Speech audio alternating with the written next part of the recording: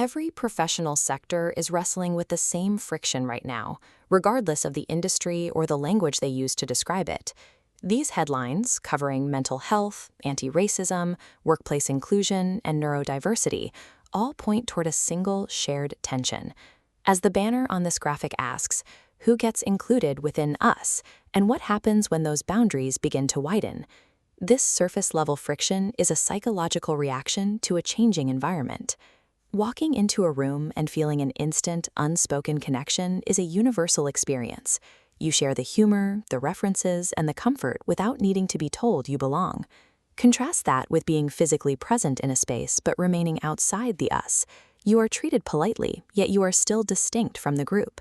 This unspoken distance fuels the pushback against modern inclusivity. It leads people to cross their arms and ask why these topics keep coming up. The 6 stages framework identifies this as stage -2.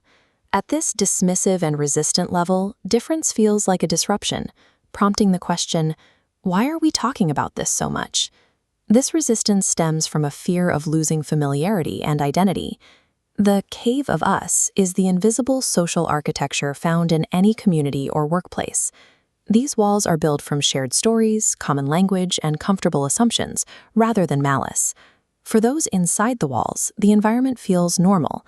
They are blind to the exclusion because they never experience it.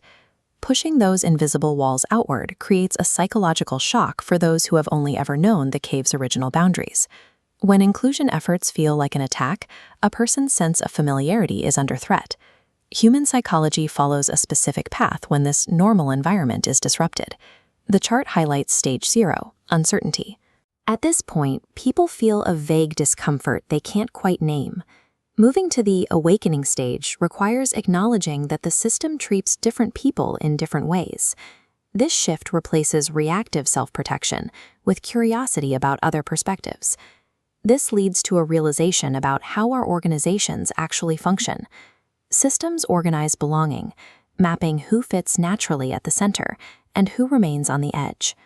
The later stages of the framework represent a shift from passive participation to active system architecture. Architects investigate the assumptions that decide who naturally belongs in a space. This exposes the logic behind early resistance, the belief that belonging is a finite resource. Transformation begins when people see that extending belonging to others does not endanger their own safety. Widening the cave of us involves extending the table and pulling up more chairs. Systemic change requires making room for new stories and more ways to exist comfortably in the same space. Our personal identities and assumptions must shift alongside the corporate rules. The final reflection on this graphic asks a pointed question. When change makes you uncomfortable, are you defending fairness or just the boundaries of your own cave?